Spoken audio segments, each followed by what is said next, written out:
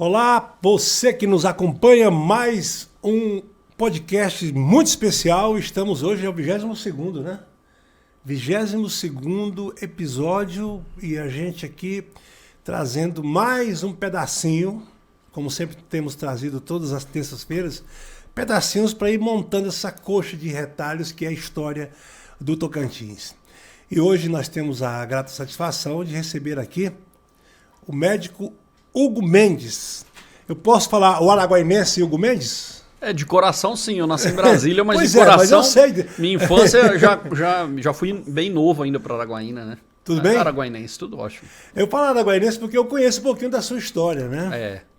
Na época que você foi para Araguaína, a gente estava naquela mudança política da cidade. Saindo um interventor e entrando um prefeito, né? Nós estávamos vivendo uma época de 10 prefeitos em 10 anos, Araguaína. Tava uma bagunça danada. E o seu pai fez parte da estrutura, né, administrativa do ex-prefeito Paulo Sidney, que aquela administração foi um marco para a cidade. Você acompanhou isso? Naquela época, o Paulo Sidney fez um chamado na rádio para as pessoas que tivessem competência viessem para ajudar a cidade, né? Até porque ele tinha chegado como interventor e também não tinha conhecimento dentro da cidade. E aí meu pai, que era um ex-funcionário da Ferrovia Norte-Sul, que tinha ido para construir a Ferrovia Norte-Sul, escutou isso na rádio e foi lá e se colocou à disposição. Não conhecia o Paulo Sidney. Ele foi lá como um engenheiro e se colocou à disposição para poder trabalhar pelo município. E já foi fichado, né? E aí foi ficando. Como diz o povo mais simples, foi fichado na gata. E entrou e fizeram uma mudança grande em Araguaína naquele tempo, né? Primeiro por uma seriedade, né?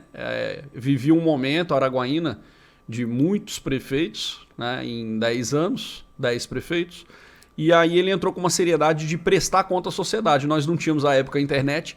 E eu não sei se você recorda, tinha aquele outdoor prestando contas à sociedade. Ele chamava de placar. Era o placar da prefeitura, mostrando ali as receitas e as despesas do município. E aí meu pai entrou para poder, não só como engenheiro, mas para poder fazer uma reestruturação, foi responsável até por reformular algumas secretarias, algumas foram extintas, outras foram criadas, enxugou a máquina pública naquela época. Era algo que realmente ainda não se falava igual se fala hoje, enxugar o serviço público. Mas naquela época foi feito algo realmente novo, no cenário brasileiro, não só em Araguaína. E como é que foi? Teu pai chegou em casa e falou assim, eu vi no rádio ali uma convocação para ir trabalhar em Araguaína, eu vou lá. Ele já estava em Araguaína. Ele veio para Araguaína pela Ferrovia Norte-Sul, na época do Sarney. E aí, quando o Collor entrou, ele acabou com o serviço público e ele, como engenheiro, já tinha escutado o Paulo se colocou à disposição para poder trabalhar. Mas ele vinha de uma história grande, já tinha ido para a África, ser engenheiro, construir barragem na África, então assim, já tinha uma bagagem bem importante. Gostava de aventura já, né? É bacana, mas conta aí, quem é Hugo Mendes? Bem, eu sou um homem de 44 anos hoje, casado com 2 filhas, cristão, católico, e que agora começou a se enveredar, assim, vamos dizer assim, aventurar na política.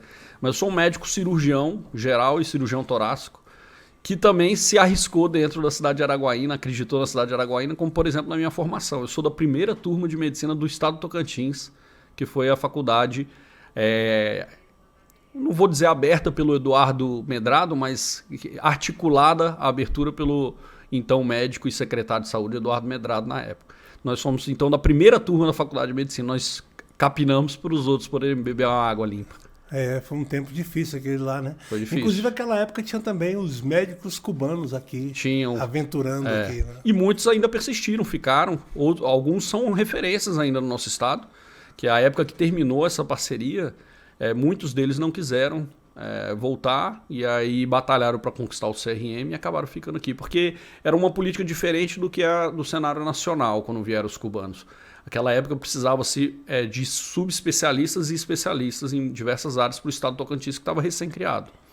E alguns ficaram lá, a gente tem neurocirurgiões, ortopedistas, né, que daquela época até hoje permanecem no estado do Tocantins, e Araguaína não é diferente. Agora, a gente acompanha, né, na vida do cotidiano das pessoas que muitos pais investem muito dinheiro e dedicam muito tempo da família inteira para formar um filho médico, né? Que é uma luta danada. Porque o médico, depois que está com o diploma na mão, não falta trabalho. Não, trabalho não falta, tem uma renda boa, ganha né? bem. Ganha bem. Se ele está disposto a trabalhar, ele ganha bem. Aí o que faz um jovem médico que está lá, cirurgião, viver a política? Entrar, vou ser político. Porque eu acompanhei, inclusive, eu vou falar aqui, um testemunho meu, né? Sei que seu pai vai ver bem o que eu vou falar aqui. Mas o seu pai, ele participou desse momento em Araguaína. E até na época, quando o ex-prefeito Paulo Sidney saiu da prefeitura, que não foi candidato à reeleição, o nome do seu pai foi cogitado para ser o sucessor dele também. Foi. O candidato a sucessor do Paulo Sidney. Foi. E parece que ele não tinha essa vontade de ser candidato, não quis se envolver com isso. E você entrou. Não sei. Assim, por 2 vezes ele teve o nome citado para poder concorrer à prefeitura de Araguaína como uma pessoa técnica. Eu acho que a gente vivia um momento diferente do que vive hoje. A gente vive talvez através do presidente Bolsonaro, uma quebra de paradigmas e de novas pessoas na política, de pensamentos diferentes. Claro, o presidente já estava há 20 anos como deputado, ou mais de 20 anos como deputado, mas ele trouxe uma possibilidade real de quem era do baixo clero participar do alto clero ou quem não participava da política participar da política. E isso pode ter trazido uma faísca para mim, para outras pessoas. Meu pai viveu um momento muito diferente, em que a articulação política era muito mais pesada, na minha opinião, do que é hoje. Hoje, como tem uma demanda muito grande e um número muito grande de partidos, ela te dá brechas para poder participar do mundo político. Agora, depende de sorte, depende do momento, então eu não posso dizer que eu não fui candidato a prefeito em Araguaína só porque eu quis. Não, existiu todo uma movimentação favorável para isso. Uma história, né? Uma história, um fluxo, tudo que foi acontecendo, a pandemia. Então, todas as coisas que foram acontecendo que acabaram levando à candidatura. Na época que seu pai era secretário do ex-prefeito Paulo Sidney, que idade que você tinha? Eu estava passando na faculdade em 99, então quer dizer, a gente já estava com mais de 20 anos. Você vivenciou essa política daquela época? Vivenciei bastante. Claro, muita coisa a gente não entendia ainda, né? Eu era um jovem e ainda estava vivendo um momento diferente. Nós vivemos, por exemplo, a abertura de um primeiro restaurante grande de Araguaína, que foi o Praia Doce, um dos primeiros restaurantes. Tiveram outros restaurantes anteriores a esse, mas Praia Doce, para quem conhece Araguaína, sabe que foi um marco, né? E nós é que abrimos o Praia Doce. Eu, meu pai e o falecido Marcelo. Pouca gente sabe disso.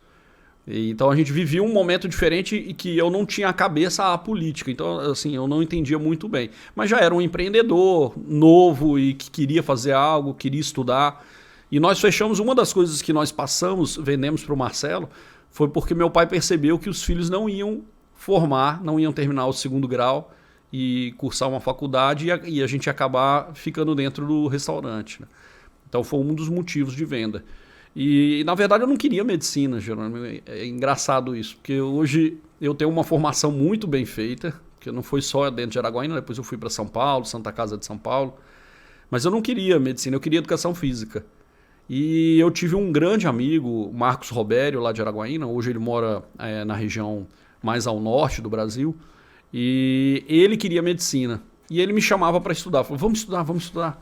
Então vamos. Aí comecei a estudar com ele. E ele estudava realmente para poder passar para a medicina.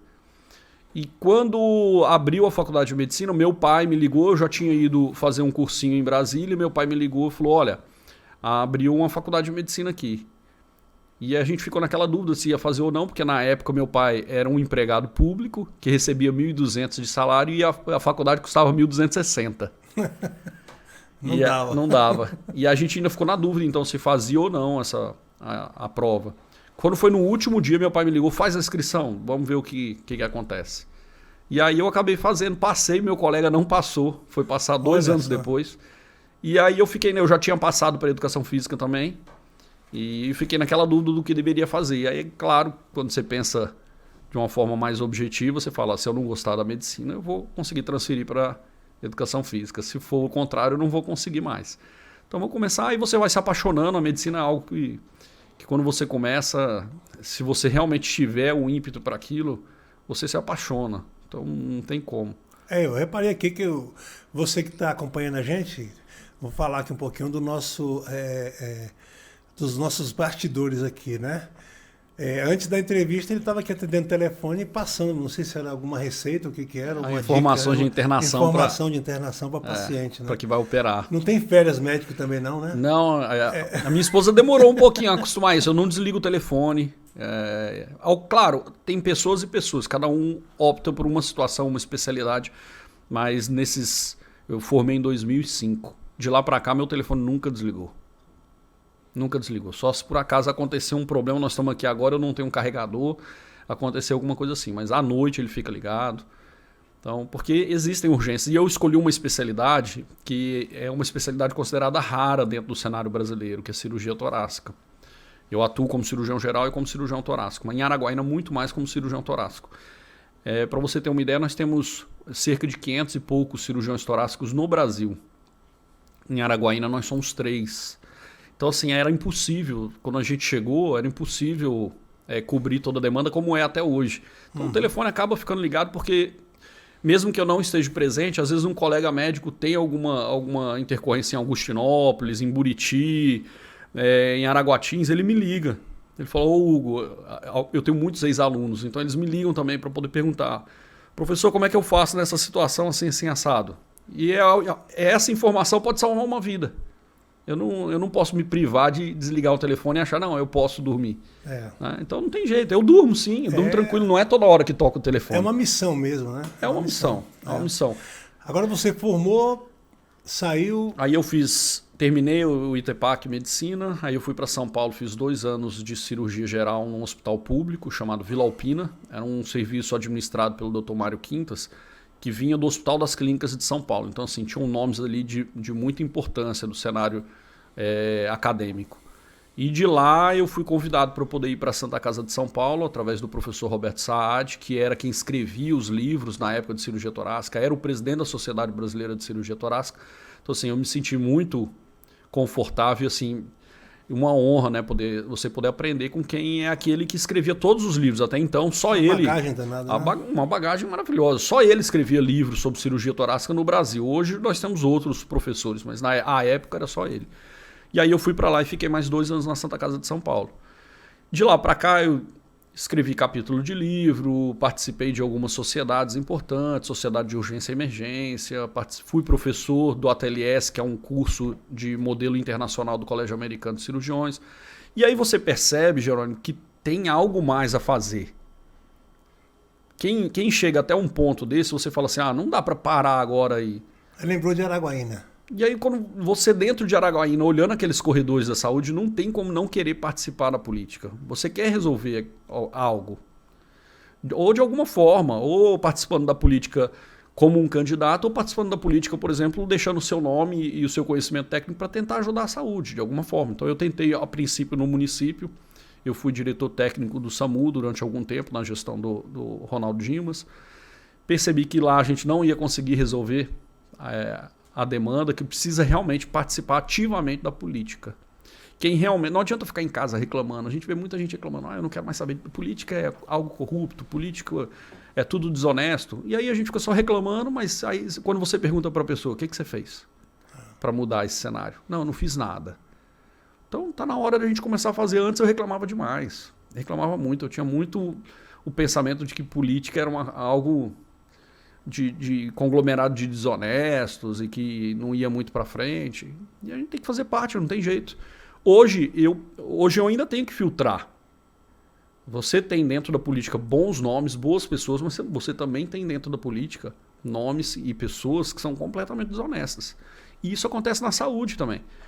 Isso não é algo exclusivo da política. Né? Você tem médico hoje, você teve caso de médico que foi preso recentemente aqui em Palmas, porque cobrava dentro do serviço público de saúde, em paralelo, cobrava das pessoas um valor extra.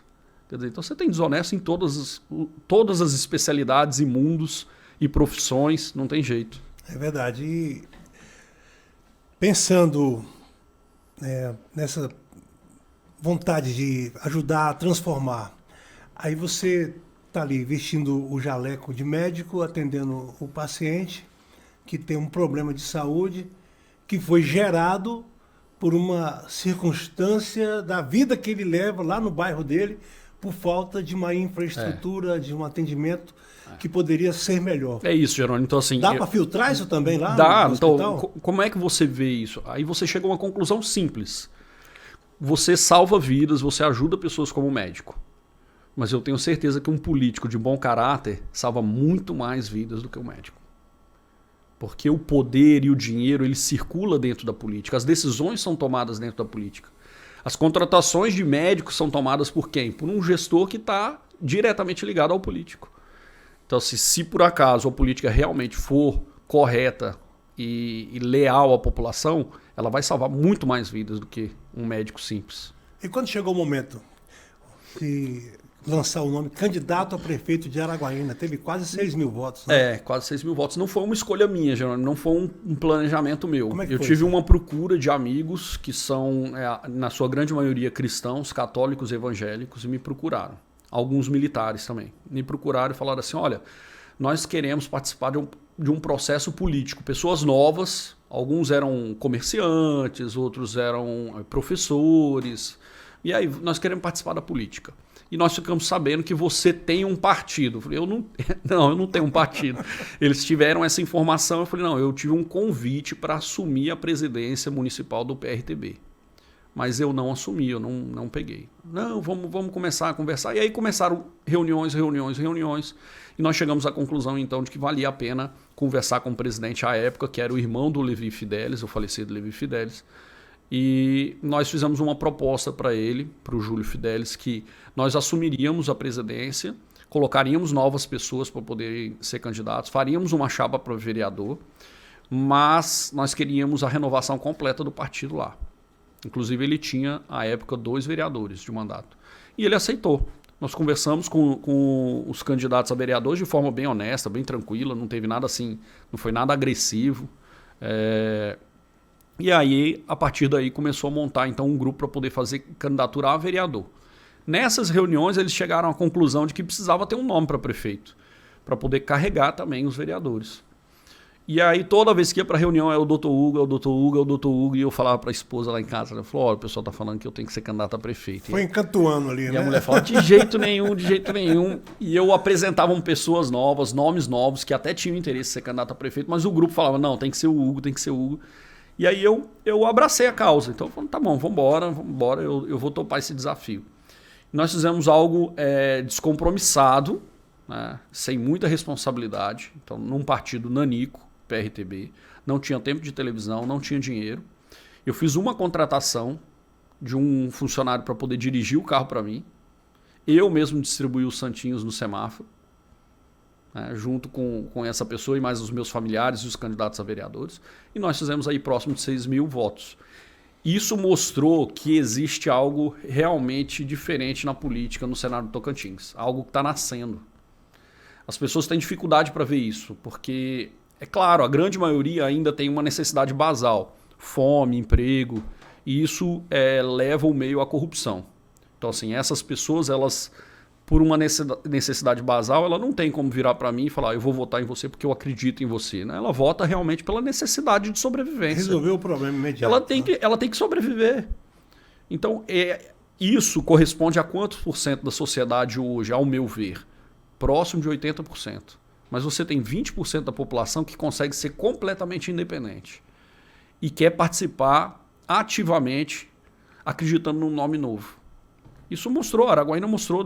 Logo depois que terminaram as eleições, alguns políticos me chamaram para postar as pesquisas internas. Nós chegamos a ter 12% do eleitorado em Araguaína. Não foi divulgado isso porque podia surgir um Zema, por exemplo, podia acontecer isso. Então ninguém divulgou, guardou debaixo e soltavam as pesquisas comigo em último, fazendo 1.000 votos, 2.000 votos. Né? E nós tínhamos aí 12 mil votos, a potencial de 12 mil votos, que nos últimos 2 dias desidrataram por essas questões, dinheiro, política, esses favores. É natural, a gente sabe que isso acontece. E aí nós caímos para 6 mil votos.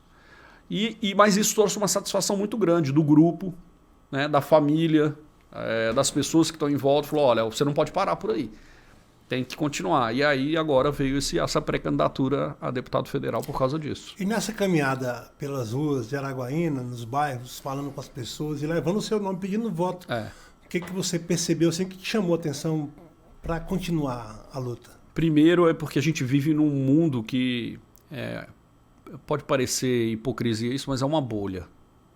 O mundo que eu vivo é muito diferente da realidade da população. A população é muito carente, muito necessitada, mais até do que a gente via nos corredores dos hospitais. Quando a gente olha a criança que perguntar se não tem alguma coisa no meu bolso para ela poder comer, que é o que a gente vê em alguns bairros de Araguaína, quando eu olho um bairro inteiro com crianças sozinhas nas suas casas porque os pais estão trabalhando e as crianças têm que ficar lá, se reúnem em uma casa e fica lá a mais velha de 12 anos tomando conta de 10, 15 crianças, e ao mesmo tempo você tem alguém embriagado rodando o bairro e não sabe o que vai acontecer com essas crianças. Quando você vê tudo isso, esse cenário, você vê que a realidade que você está inserida está muito além do que você imagina. Quando eu vi os corredores, a necessidade da saúde, que já 60% da população hoje considera a saúde ruim ou péssima no Brasil inteiro, ela é muito maior a necessidade do que só a saúde, quando você olha realmente o contexto de Araguaína. Isso choca. Alguns momentos assim a gente tinha que parar, dar uma dor assim, você fala, rapaz, isso é triste. Eu sei que mesmo sabendo da realidade de ser eleito prefeito, você tinha as informações dos números, sabia que não ia ser fácil, né? É uma situação difícil. Mas eu sei que você tinha os seus sonhos, né? Os planos. Claro. E se você tivesse sido eleito prefeito de Araguaína, qual teria sido a sua primeira decisão ali, sua primeira ação como prefeito da cidade?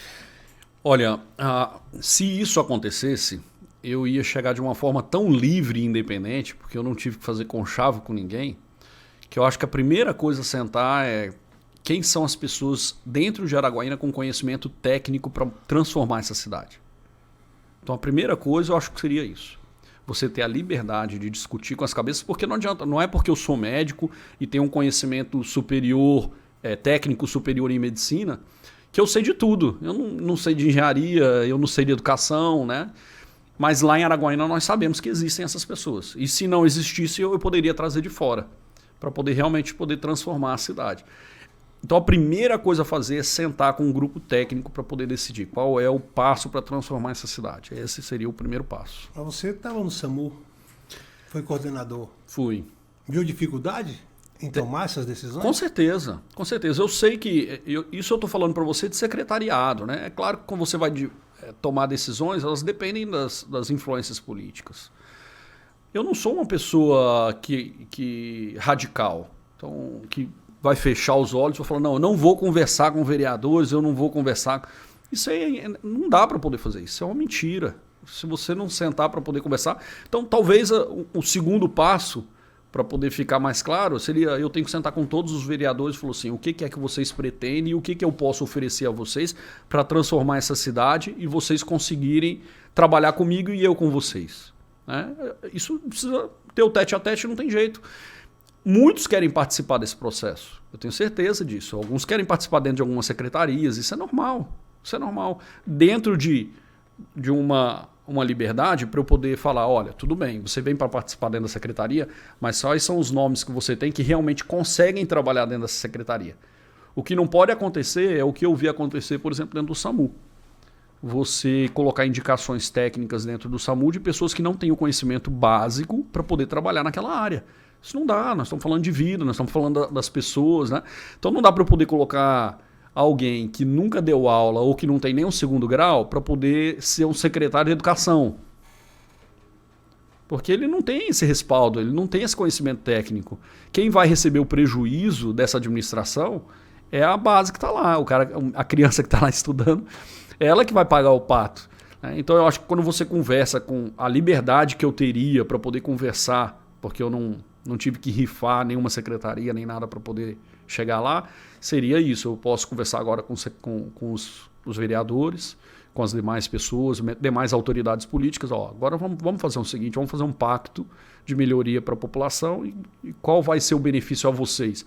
Vocês vão receber isso em troca da população. Elas vão ver, esse vereador está fazendo algo pela minha sociedade, está fazendo algo pelo meu bairro, está fazendo algo pela educação. E aí eu acho que a gente ia construir algo diferente, sim. E agora com essa experiência já de ter... Porque muita gente que gosta de falar de política, que política é isso, política é aquilo, mas igual você falou, não coloca o nome lá na urna, né?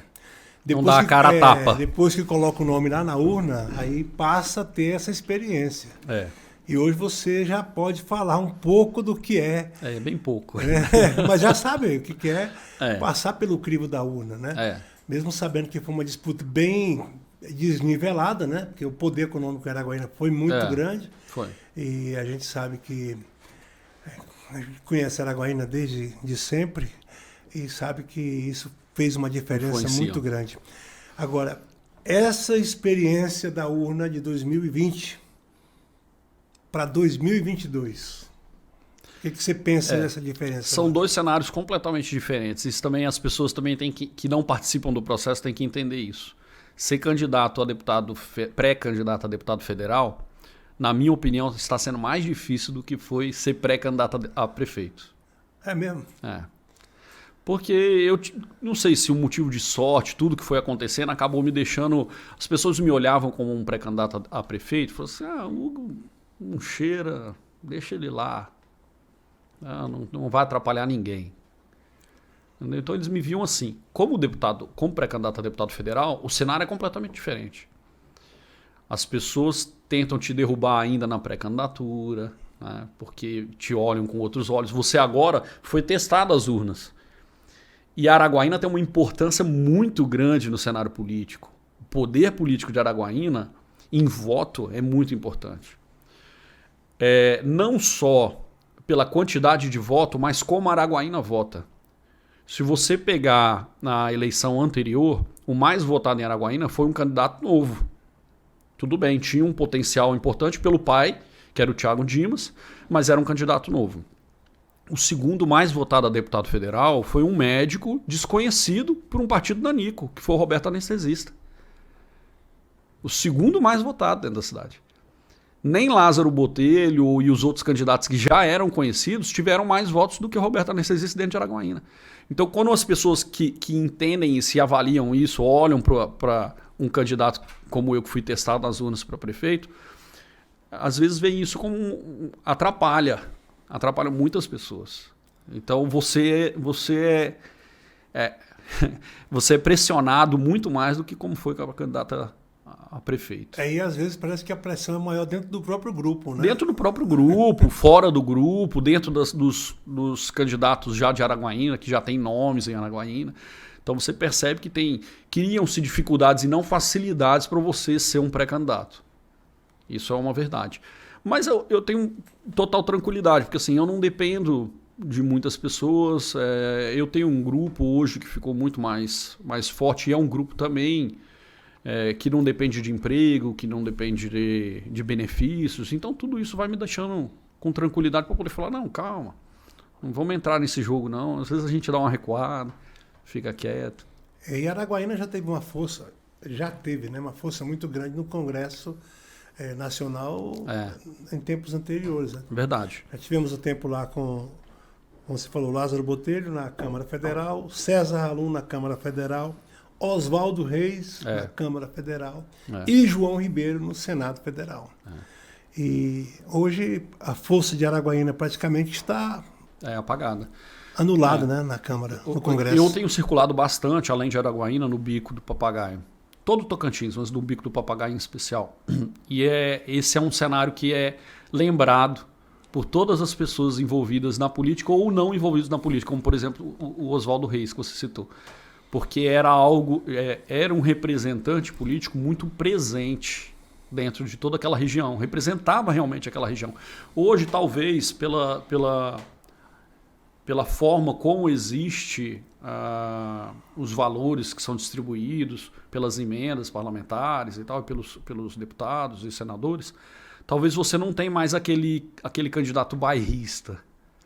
Você tem um deputado federal que teve uma emenda para uma cidade do sul, outra para o norte, né? Então ele fica às vezes ele fica distante e a população não o vê. O prefeito vê, um vereador pode até vê-lo, mas a população em si ele não vê. Quando eu circulo nessas cidades, eu falo assim, eu sou pré-candidato a deputado federal. Eu falo, como assim? E está aqui conversando com a gente? Eles não veem mais um pré-candidato a deputado federal ou um candidato oficialmente deputado federal indo conversar com a população. Quem leva o nome é um candidato a estadual, quem leva o nome é um prefeito. É um líder, né? É um líder. É um apoio. Então, eles veem isso com muito bons olhos. É algo que realmente é diferente. Muito diferente. Tá olhando todo esse cenário aí, dá para você falar assim, dá para chegar? Dá para chegar, com certeza. Avaliando, isso foi uma questão que nós aprendemos na candidatura a prefeito. Vamos colocar tudo isso no papel primeiro, antes da gente aceitar esse desafio? E aí nós sentamos, o meu pai tem uma bagagem muito grande, um engenheiro, então assim, ele consegue fazer essa estatística de forma muito responsável. Aí nós colocamos tudo isso no papel, até para poder determinar o que era melhor, ser candidato a deputado estadual ou pré-candidato a deputado federal. E nós analisando tudo isso, vimos que existe um potencial muito grande na cidade de Araguaína e em todo o Tocantins para ter uma renovação para deputados federais. E aceitamos esse desafio, então por isso que está como pré-candidato a deputado federal. Porque dá para chegar, sim, principalmente. A escolha também do partido foi baseado também nisso, em como nós não seríamos só uma escada de alguém e realmente que a gente fosse um nome que pudesse chegar lá. Então, assim, hoje dentro do PSD, que é o partido que eu estou filiado, nós não temos nenhum mandatário como pré-candidato a deputado federal. E todas as pessoas, na sua grande maioria, são novos no cenário. Então, assim, a chapa, a nominata atingindo o quociente eleitoral, né, todos ali têm chance de serem eleitos. Fica mais páreo, né? Fica mais páreo. Então, assim, eu acho que... E dá mais vontade das pessoas serem candidatos, né? Não é aquele cara que fala assim, não, eu tô aqui, vou pegar meu dinheiro, vou fazer um santinho, mas é só para ajudar a eleger fulano de tal. Não, todos estão participando. Você vê que eles estão participando do processo já de pré-campanha, fazendo visitas, conversando com líderes e preparando todo esse material para quando chegar na campanha eles trabalharem de forma ativa. E hoje, fazendo uma lembrança aqui da sua vida de jovem ainda, universitário, naquela dificuldade que Araguaína vivia e tudo isso, e hoje você já médico formado e pré-candidato a deputado federal, já foi candidato a prefeito de Araguaína, e o que você poderia transmitir para os jovens tocantinenses, né, que estão aí, muitos inclusive com vontade também de participar, de fazer parte desse processo, estão acanhados ou quem sabe achando, eu não vou dar conta, eu não posso. Então, olha, a gente tem trabalhado muito isso, se você for ver a nossa equipe, quase todas, exceto o meu pai, são de jovens. Mas ele é um jovem, né? Um homem adulto jovem. Né? Então, a equipe como um todo, se você for olhar o grupo que nós estamos preparando para começar a fazer campanha, de marketing, assessoria, social media, aqueles que são, na sua grande maioria, são jovens. Porque eles querem participar do processo. Eles acreditam que pode haver renovação no processo político. E isso está sendo na visita também, acontece muito isso. É muito mais fácil eu conversar nas visitas como pré-candidato com os jovens do que os mais idosos que estão desgastados, eles estão cansados desse sistema político como um todo, sistema público como um todo. Estão cansados, ele está cansado de ficar doente, ir para um hospital e não conseguir ser atendido, está cansado de escutar um político dizer, eu vou construir 4 UPAs dentro de Araguaína. E aí você vai 8, 10, 12 anos depois, tem uma mesma UPA. Então, eles estão cansados de escutar essas coisas. Aí é muito mais difícil você trazer o convencimento de que o que eu estou falando é algo novo, é algo responsável, não é algo, eu vou fazer promessas. Não, eu não faço promessas, eu não entrego dinheiro. Então é muito mais difícil falar isso com uma pessoa que viveu toda essa falência do processo, né, do que para o jovem. O jovem ele quer algo novo mesmo, ele está buscando algo novo, ele está querendo participar. Mesmo que ele tenha dificuldades, porque nós vivemos uma geração que a gente sabe que tem uma geração nem estuda, nem trabalha, né? A gente sabe que tem isso. Mas na sua grande maioria você tem líderes e que querem participar do processo. Esses jovens eles estão ativos. Quem não encontrou esses jovens ainda é porque não está procurando. Bacana. E nós hoje estamos recebendo aqui no nosso podcast o Dr. Hugo Mendes, que foi candidato a prefeito de Araguaína em 2020. e hoje é pré-candidato a deputado federal, um jovem que tem mostrado aí muito conhecimento, muita vontade de ver a coisa acontecer. Eu quero agradecer você que está acompanhando a gente, pela companhia, por ter compartilhado, e peço mais uma vez, compartilhe para que possamos chegar mais longe, né, os nossos programas, os nossos vídeos, ajude, né, mais tocantinenses a conhecer mais um pouco da nossa história. Bacana? E vamos dar prosseguimento. Vou aproveitar aqui logo para lhe passar aqui, deixar mais ou menos aberto aqui, que isso aqui é um presente seu, é o nosso mimo para os nossos convidados, né? Porque, quem sabe, o ano que vem vai estar lá no gabinete em Brasília. Pode colocar lá. Como dizem os evangélicos, eu recebo. Tá aí. Aí. Muito bom. Bacana? Bonito. E tá a marca aí com o número do programa que tá aí. Tá... Fantástico, muito bom. É um prazer. Isso aí. Quando me convidaram, né, falaram assim, olha, você está disposto a ir lá no Jerônimo? Falei, claro, na mesma hora, não tive nem dúvidas. Mas eu achei que a gente ia falar sobre coisas mais polêmicas, que você é um cara polêmico. Mas vamos começar agora. Olha agora. A gente vai amaciando para depois, né, apertar. Primeiro, a sua visão hoje da política que o Tocantins vive. É um cenário nebuloso. Primeiro, que a gente vive aí uma sequência de governadores sendo afastados, né? Nós vemos uma assembleia que acaba transformando os governadores que entram reféns do processo, porque o poder da Assembleia dos Deputados ela é muito grande.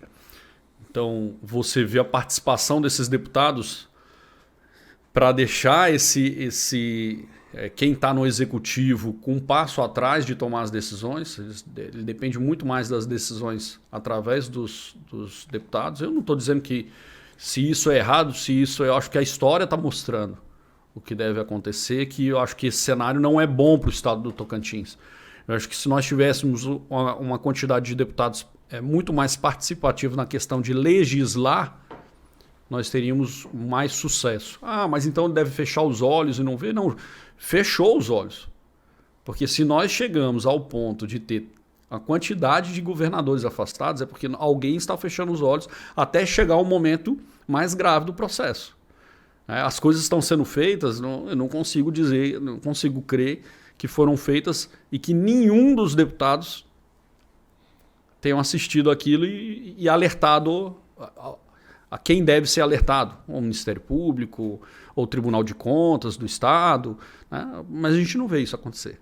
A gente só vê isso acontecer quando chegou um momento que é impossível continuar tocando para frente. E aí explode, e aí o Estado fica à deriva, o navio fica à deriva, e a gente não sabe o que vai acontecer. Então, assim, é um momento muito nebuloso para o Estado e difícil entender o processo para poder ver o que vai acontecer.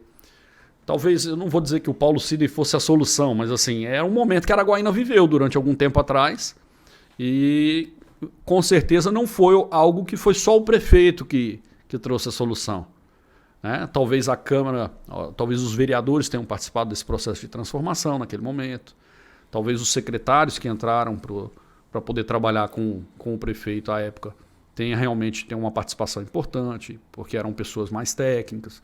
Então, acho que está faltando isso para o estado do Tocantins, para o estado como um todo. Isso nós estamos falando maior, né? Não nas cidades. As cidades, eu tenho viajado bastante e eu vejo que existem cidades que estão esquecidas e cidades que estão prosperando. Prefeitos que conseguem fazer algo diferente pela cidade e transformam a cidade realmente. Então, o cenário ele é pontual quando se fala em prefeitura, mas para o estado eu acho que está nebuloso demais. É difícil até dizer qual é o futuro do nosso estado. E Hugo Mendes assumindo o mandato de deputado federal. O que o Tocantins, o que o tocantinense pode esperar desse deputado? Primeiro, uma gestão realmente o máximo possível municipalista para descobrir quais são os problemas reais da população. Então, alguém que está participando realmente, indo no local para poder participar.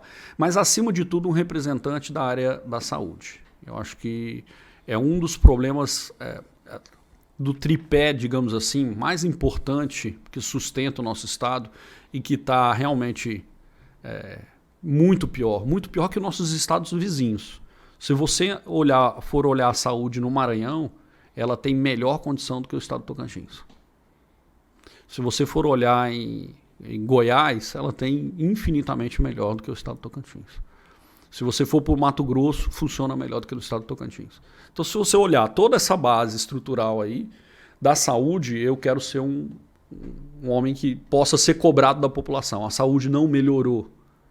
Mas o Dr. Hugo falava que ia ser um representante que ia fiscalizar e que ia apontar soluções para a saúde. Então, eu quero realmente assumir um compromisso, principalmente na área da saúde. Ser um fiscalizador, visitar os hospitais, conversar com o secretário de saúde, apontar soluções, destinar emendas, discutir no cenário nacional quais são as melhores leis e o que está atrapalhando a saúde a funcionar de forma melhor, o SUS, parcerias público-privadas, né? Como é que existem leis que hoje atrapalham as parcerias público-privadas, então vamos discutir isso no cenário nacional, não só para o estado do Tocantins, para poder trazer uma solução para a saúde. Então, assim, a saúde eu acho que é o que me faz brilhar os olhos, assim, é o que eu quero realmente ser um representante. Falta hoje. No estado do Tocantins não tem um representante da área de saúde. Eu não estou falando na área médica, a área de saúde como um todo. Do maqueiro ao médico, né? Daquele que faz a limpeza nos hospitais, daquele que fornece produtos para os hospitais. Então, isso tudo falta aqui no nosso estado. E falta no Brasil também. Isso que eu falo, o Tocantins está ruim. Mas o Brasil, a última pesquisa do Conselho Federal de Medicina mostra que mais de 60% da população acredita que a saúde pública do Brasil é ruim ou péssima. Mais de 60% acredita que é ruim ou péssima. Terrível, né? Então, falta algo. A gente tem frente parlamentar hoje de médicos e eu acho que deveria até se resumir a frente parlamentar da saúde, juntando médicos, enfermeiros, odontólogos, né? A área de saúde como um todo, fisioterapeutas, que você tem lá dentro deputados que são dessas áreas e que poderiam estar participando dessa discussão. Eu acho que se a gente montasse um grupo muito maior, mais coeso, pensando na saúde, a gente estaria vivendo um outro momento. E a culpa, todo mundo bota a culpa em alguém. Hoje bota a culpa no que aconteceu nesses 2 anos por causa do vírus. Mas antes a gente tinha todas as UTIs lotadas. É verdade. Então, botar a culpa numa coisa que realmente não é o culpado. O culpado são os gestores. O culpado somos nós, médicos, somos nós fisioterapeutas, políticos, todos que participam do processo, direto ou indiretamente. Com a sua responsabilidade, é claro, cada um com o seu peso, né, do processo. E de que maneira que você acha que a população poderia participar desse processo de forma mais efetiva, claro, além do voto? O voto eu acho que é a principal arma, né, do indivíduo que quer mudar isso. Então, aquele que está falando, vou deixar para poder pagar a multa, porque é só R$ 2,50, 2 e alguma coisa, e não participa do processo, ele está escolhendo comer o sanduíche, mas não vai escolher. O que vier, ele vai ter que comer. O prato de comida que chegar aqui, ele vai ter que comer, porque ele não participa do processo. Então, mas eu não quero ser um responsável por isso. É responsável direto ou indiretamente, ele é responsável, votando ou não votando. Então, o melhor é tentar mudar votando. Então, o voto é o principal. O segundo é a participação da população tendo a liberdade de ela chegar nesse representante. Ela não tem essa possibilidade hoje. Então, se você tiver um representante que realmente ele saiba, eu tenho que falar sobre educação com fulano de tal, aí ele procura. Então, hoje, igual eu falei, ele não tem nem o que fazer. Ele vai conversar com quem? O deputado federal nunca passou na cidade dele. O deputado estadual, às vezes, vai lá em época de campanha ou participa do processo em grupos mais dos seus líderes ali, dos seus vereadores. Então, ele às vezes não representam algo, não representam uma classe, não representam um setor. Então, a população não sabe nem a quem preocupar, a quem procurar. Quando ela procura para poder resolver um problema pontual dela, da família dela. Então, na saúde, por exemplo, eu tenho alguém que precisa operar da vesícula, uma mulher que precisa operar do útero. E aí o que ela faz? Ela procura o vereador, procura o secretário de saúde, mas para poder resolver algo muito pontual. Se por acaso esse negócio de resolver pontualidade, que deveria ser resolvida pela própria secretaria, não estiver resolvendo, o que ele devia fazer? Denunciar. Então, a quem denunciar? Ao Ministério Público, Defensoria Pública, aos órgãos competentes, Tribunal de Contas, às vezes, dependendo do que for a denúncia. Então eu acho que isso ela também deveria fazer mais parte. Porque a forma de fazer isso ela é aberta. Se você procurar o Ministério Público hoje, você faz uma denúncia. Qualquer um faz uma denúncia. Os médicos hoje, os dentistas, eles recomendam isso nos hospitais. Pode parecer antiético, mas eles recomendam. Se por um acaso ele tem lá um paciente para poder operar e não consegue operar por alguma coisa que não depende dele, falta de material, né, falta de vaga de UTI, ele mesmo recomenda. Olha, vai lá no Ministério Público, conversa com o Ministério Público, faz uma queixa. Pede socorro, né? Pede socorro. Vai pelo menos aqui no SAC, no serviço de atendimento do hospital, que todo hospital tem o seu SAC, vai lá e faz pelo menos a reclamação lá. Formaliza isso. Porque não adianta nada eu vir para cá para poder operar, mas eu não posso te operar por questões administrativas, às vezes. Tá? Então... Nesse período de política, o que o médico Hugo Mendes pode dizer da sua maior decepção em se tratando de relacionamento político, de processo político? Ainda é a força do dinheiro. Isso decepciona demais. Porque você fecha a porta para as pessoas que são boas, que não poderiam participar do processo, que não tem uma verba financeira ou que não tem alguém financiando ele. Então eu sou médico, eu tenho meus salários e tal, e mesmo assim tenho dificuldades. Vou dar um exemplo. O deputado hoje, ele recebe o salário dele e ele é candidato à reeleição. O que acontece com o salário dele? Ele continua recebendo. Agora, eu que trabalho para o hospital público, no Hospital Regional de Araguaína, sabe o que acontece? Tem que pedir exoneração 3 meses. Tem que ficar sem receber salário 3 meses para poder topar, dar a cara a tapa para poder ser pré-candidato e depois candidato. Então, o sistema, hoje, ele favorece a quem? A quem tem o dinheiro. Isso decepciona. Porque a força de quem tem o dinheiro, quando o cara não tem escrúpulo, ela, por muitas vezes, faz você pensar em desistir do processo. Mas acho que a população não consegue melhorar nesse aspecto, não? O próprio eleitor? Igual eu falei para você, às vezes é uma necessidade tão basal de existência. Como é que eu posso cobrar de alguém que vai votar para alguém que deu um emprego? Ele estava lá passando fome. E aí um político foi lá e conseguiu, ou deu uma cesta básica, ou deu um emprego, e ele vai lá e vota nessa pessoa. Como é que eu posso julgar essa pessoa? Não tem como julgar. É questão de existência básica, de sobrevivência. É quase estar na selva. É quase que estar numa selva. Alguém chega aqui e me dá aquilo que é o básico para eu poder existir. O cara está com uma doença para poder operar.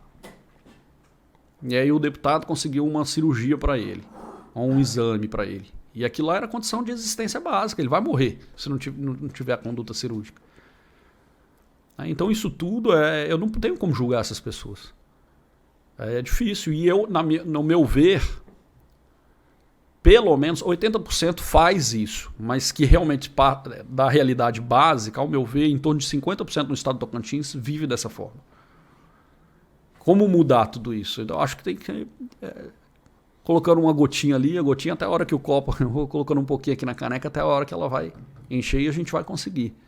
Eu não acredito que nós vamos conseguir ter um governador no próximo ano que vai fazer completamente diferente e vai resolver o processo todo.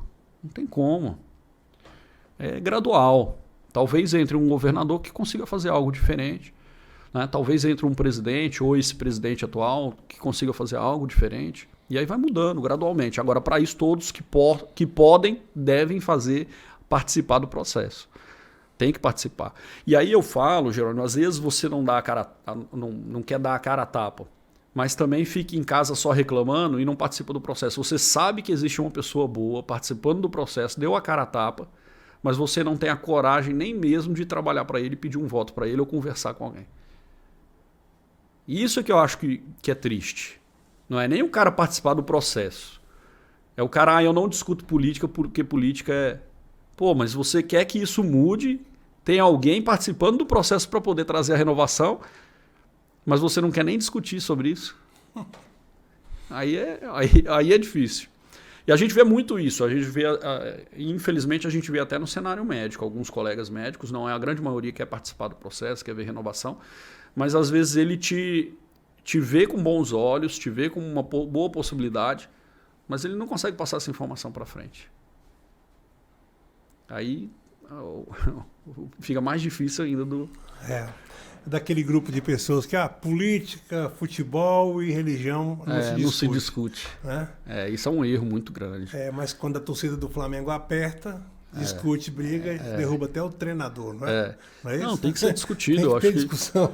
Para tudo tem que ser discutido. Eu acho que o que não pode ser feito é aquela discussão que se perde o controle, que são os radicais, em qualquer lado.